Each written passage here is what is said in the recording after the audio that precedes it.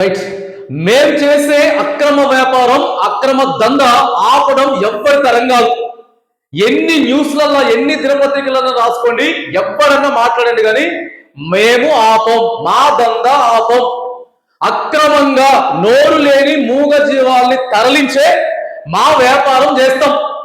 ఈ వ్యాపారం చేస్తేనే, అక్రమంగా నోరు లేని జీవాన్ని చంపితేనే మాకు కోట్లు కోట్లు పైసలు వస్తాయి అనేటటువంటి ధోరణిలోనే ఉండి, ఛత్తీస్గఢ్ నుంచి, చింతూరు, కుంట నుంచి పశువుల్ని తీసుకొచ్చి చెర్ల కేంద్రంగా భద్రాద్రి కొత్తగూడెం జిల్లా ఏజెన్సీ ప్రాంతమైనటువంటి చెర్ల కేంద్రం నుంచి మెయిన్ పాయింట్ అదే. ఇక కేవలం ఒక ఇద్దరు ముగ్గురు వ్యక్తుల వలనే ఇదంతా జరుగుతూ ఉంది. ఎన్ని కేసులను పెట్టుకోండి, ఎన్ని బండ్లను ఆపుకోండి, రోడ్డు మీద కాకపోతే మేము గోదావరి దాటిస్తాం అనేటటువంటి రీతిలో చెర్ల కేంద్రం నుంచి వెళ్ళి చాలా దారుణమైనటువంటి పరిస్థితి. బిజినెస్ అంటే వేరే బిజినెస్ ఎన్నైనా చేసుకోవాలి, చాలా మంది బిజినెస్లు చేసుకుంటారు, కానీ ఇదేది గలీజ్గా నోరు లేని మూగజీవాల్ని చంపి, అసలు మామూలుగా కాదు, ఆ కంటైనర్లల్లా ఆ వెహికల్లల్లా మొత్తం ఎక్కడికక్కడికి కుక్కేసుకొని రాత్రిపూట మొత్తం ఒక ముఠా అనమాట, ముఠాగా తయారయ్యి అసలు ఎవరు ఆపాలి వీళ్ళని? ఈ దందాని ఆపేది ఎవరు దీనికి రెస్పాన్సిబిలిటీ తీసుకోవాలి? చెర్ల నుంచి దుమ్మగూడెం, ఎటపాకలో ప్రధానంగా అక్కడ చెక్ పోస్ట్ ఉంటుంది. ఆ చెక్ పోస్ట్ నుంచి వెళ్ళి ఎట్లా దాటి యువతలకు వస్తా ఉన్నాయి. ఇక్కడ అశ్వాపురంలో, గోదావరి యువతలు ఉన్నటువంటి అశ్వాపురంలో కానీ, మనుగూరులో కానీ అనేక సార్లు పట్టుకున్నారు. కానీ మరి చెర్ల నుంచి ఎందుకు ఆపలేకపోతా ఉన్నారు అనేది ప్రధానమైనటువంటి క్వశ్చన్. మరి ఎవరెవరైతే జంతు ప్రేమికులు ఉన్నారో, గోమాతకు సంబంధించినటువంటి భక్తులు ఎవరైతే ఉన్నారో చెప్తా ఉన్నారు, ఎంత ఆపాలని చూసినా కూడా, ఎన్ని వెహికల్స్ పట్టించినా కూడా ఇది ఆగట్లేదు. అక్కడ నుంచి తక్కువ రేట్లకి 2000కి 3000 రూపాయలకి 4000 రూపాయలకి తీసుకొని వచ్చి చెర్లలో పెట్టి, ఇక కింద ఎవరైతే దొంగల ముఠా ఉంటారో ఆ ముఠాకి రోజుకు ఒక రాత్రిపూట ఆ కంటైనర్లలో ఆ వాహనం, ఇప్పుడు ఏం తెలుసా, కొత్తగా ఇసుక లారీలలో కూడా తీసుకెళ్తా ఉన్నారు అనేటటువంటి అనుమానాలు కూడా వ్యక్తం అవుతా ఉన్నాయి. అసలు ఈ దందా ఎక్కడి నుంచి జరుగుతా ఉంది, ఎందుకు జరుగుతా ఉంది, అసలు ఎవరు ఇదంతా, దీని వెనక ఎవరు ఉన్నది అనేది మాత్రానికి అధికారులు తేల్చలేకపోతా ఉన్నారు. పొరపాటున ఏదైనా ఒక బండి పట్టుకుంటే ఈడ అశ్వాపురంలో పట్టుకున్నా, లేకపోతే మనుగూరులో పట్టుకున్నా, భద్రాచలంలో పట్టుకున్నా, గ్రామ పంచాయతీ ఇచ్చినటువంటి ఒక కాగితం చూపిస్తారు. గ్రామ పంచాయతీ కాగితం దేనికి పనిచేస్తుంది? గ్రామ పంచాయతీ కాగితం నీ సంతల కొనుక్కున్నా, అమ్ముకున్నా, నీ గ్రామ పంచాయతీ పరిధిలో క్రయ విక్రయాలు జరిగితే అది పనిచేస్తుంది. నువ్వు రోడ్డు మీద తీసుకుపోవడానికి ఎందుకు పనిచేస్తుంది? అది రోడ్డు మీద పోయేదానికి చూపిస్తారు. ఇదంతా గత కొన్ని సంవత్సరాలుగా జరుగుతూనే ఉంది. బండ్లు పట్టుకుంటూనే ఉన్నారు. అయినా కూడా అసలు మమ్మల్ని ఆపడం ఎవ్వరి తరం కాదు. ఎవరు సహకరిస్తా ఉన్నారు? మరి పోలీస్ అధికారులకి ఇదంతా తెలుసా తెలియదా? చూసి చూడట్టు వదిలేస్తా ఉన్నారా? సంబంధించినటువంటి అధికారులంతా కూడా ఏం చేస్తా ఉన్నారు? మరి ఇది కూడా చూసి చూడట్టు ఏమైతుందిలే కానీలే అని చెప్పేసి ఎవరి ముడుపులు వాళ్ళకి అందుతా ఉన్నాయా అనేటటువంటి ఒక పెద్ద క్వశ్చన్ మార్కు ఆడ తిరుగుతా ఉన్నది. భద్రాచలం, దుమ్మగూడెం, చెర్ల, వెంకటాపురం, వాజేడు, అట్నుంచి వరంగల్ మీదుగా హైదరాబాద్కి వెళ్ళిపోతాయి. హైదరాబాదు, ఇటు వైజాగ్, విజయవాడ, ఎట్లా పెడితే అక్రమంగా ఎన్నో బిజినెస్లు, ఎన్నో వ్యాపారాలు ఉన్నాయి, నడుస్తూ ఉంటాయి. కానీ ఇదేంటండి అంత గలీజ్గా? అరే మూగ జీవాలు అసలు వీటిని తీసుకుపోవాలంటే, వీటికి తీసుకుపోవడానికి అసలు పర్మిషన్ లేదు. ఒకవేళ నువ్వు తీసుకుపోవాల్సి వస్తే, నువ్వు ఒక వాహనంలో నిజంగానే ఈ పశువుల్ని అక్రమంగా తరలించాలంటే ఖచ్చితంగా నీకు వెటర్నరీ డాక్టర్ పర్మిషన్ ఉండాలా. ఫస్ట్ ఆఫ్ ఆల్ నీకు నీ వెహికల్ పోతా ఉంది, నీ వాహనం పోతా ఉంది అంటే ఇక్కడ వెటర్నరీ డాక్టర్ పర్మిషన్ ఉండాలి. ఆ తర్వాత వెటర్నరీ హాస్పిటల్ కి సంబంధించినటువంటి ఖచ్చితంగా అక్కడ వర్కర్ ఉండాలా. ఆ వెహికల్ పోతా ఉందంటే వర్కర్ ఉండాలా. ఆ తర్వాత ఖచ్చితంగా వెటర్నరీ డాక్టర్ అప్రూవ్ చేసినటువంటి లెటర్ ఉండాలా, ఆ కిట్ ఉండాలా. ఎందుకు తరలిస్తా ఉన్నారు? ఇక్కడ నుంచి వేరే ఆసుపత్రికి దేనికైనా తరలిస్తా ఉన్నారా? ఒకవేళ రైతే నిజంగా కావాలని చెప్పి కొనుక్కుంటే, ఆ రైతు మహా అయితే ఆ చుట్టుపక్కల ప్రాంతాల్లో ఉన్నటువంటి రైతే కొనుక్కుంటాడు, అంతే కదా? వేరే దగ్గర సంతలు లేవా? హైదరాబాద్ అయినో లేకపోతే సూర్యాపేట అయినో ఖమ్మం అయినో వచ్చి చెరలు కొనుక్కోవాల్సినటువంటి అవసరం ఏముంటది? ఒకవేళ కొనుక్కుంటే ఆయనకు ఒక 3 ఆవులో లేకపోతే ఒక 4 ఆవులో, అంతకంటే ఎక్కువ అవసరం లేదు. వందలు కంటైనర్లల్లా వాటి కొమ్ములు తిప్పేసుకొని కాళ్ళు తిప్పేసుకొని అసలు చిత్రహింసలు పెట్టి ఆడికి తీసుకుపోయి వాటిని చంపేసి ఇదంతా జరుగుతూ ఉంటే దీన్ని ఆపేది ఎవరు? ఎందుకు ఆపలేకపోతా ఉన్నారు?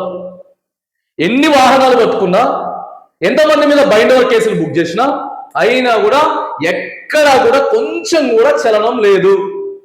ఏదో ఒక వారం, ఒక రోజు అనేది లేదు, ఏదో ఒక రోజు ఛత్తీస్గఢ్ నుంచి, ఆ తర్వాత చింతూరు నుంచి, వేరే ప్రాంతాల నుంచి వెళ్ళి తక్కువ అక్కడ కూడా అమాయకుల్ని ఆసరా చేసుకొని అవసరమైతే అడిగి పోయి బెదిరిస్తారట. వీళ్ళు నువ్వు అమ్మాల్సిందే అని చెప్పి బెదిరిస్తారట. బెదిరించేసుకొని అక్కడి నుంచి వెళ్ళి ఇక్కడికి తీసుకొచ్చి మొత్తం గుంపుగా తయారు చేసి సేటుకు ఫోన్ చేసి, సేటు బండి వస్తుంది, ఇగో పలాని బండి బయలుదేరింది, రేపు ఈ టైం కరకు వస్తుంది, అడ్వాన్స్ కొట్టు, పైసలు కొట్టు, నీకాడ దిగిన తర్వాత మిగతా పైసలు కొట్టు. ఎంత తెలుసా? ఈడ 3,000 రూపాయలకి కొన్నటువంటి ఇదే పశువు ఈడ హైదరాబాద్కు పోయేసరికి దాదాపుగా 30,000 రూపాయలు అవుతా ఉంది. ఒకే ఒకటి 30,000 రూపాయలు అవుతా ఉంది. వీళ్ళు తీసుకురావటం, ఆ చెర్లలు అమ్మటం, వాళ్ళ దగ్గర ఎవరెవరైతే కింద ఉన్నటువంటి దొంగలు ముఠాగాళ్ళు ఎవరైతే ఉన్నారో వాళ్ళు వాళ్ళ వాహనాలలో మళ్ళొక రేటుకు కొనుక్కోవటం, వీడికెళ్ళి తీసుకొని పోయి హైదరాబాద్ లో, వరంగల్ లో, విజయవాడ, వైజాగ్ లో అమ్మటం. ఇదా దందా? ఎవరాపాలని అడుగుతా ఉన్నాం. దీనికి ఎవరు తీసుకోవాలి చర్యలు? ఈడ నిల్చొని ఇంతగానం మొత్తుకొని అరే వాటిని ఆపండి, వాటిని కాపాడండి అంటే పట్టించుకునేటువంటి లేరు. అలా భద్రాచలం విలేకరులు, దుమ్మగూడెం విలేకరులు, చెర్ల విలేకరులు, వెంకటాపురం విలేకరులు, పెద్ద ఆ దినపత్రికలల్లో మొదటి పేజీ వార్త రాసినా కూడా కనీసం పోయి పట్టించుకునేటోళ్ళు లేడు. ఎందుకు ఇదిగా? ఆడేమో కోట్లు సంపాదించుకుంటా ఉంటాడు, మూగజీవాల్ని చంపేసి వాటిని అద్దం పెట్టుకొని నిజంగా చాతనైనోడైతే వేరే వ్యాపారం చేయాలి, బాధ్యత వేరే వ్యాపారం చేసి నీ తెలివితేటలతోటి నీ పెట్టుబడి పెట్టి సంపాదించుకునేటటువంటి ప్రయత్నాలు చేయాలి. మూగజీవాల్ని చంపి మూగజీవాల్ని అద్దు పెట్టుకొని ఇష్టానుసారంగా చెర్ల కేంద్రంలో జరుగుతూ ఉంది. సంబంధించినటువంటి అధికారులంతా కూడా దృష్టి పెట్టాలా, వాటి మీద దృష్టి పెట్టాలా.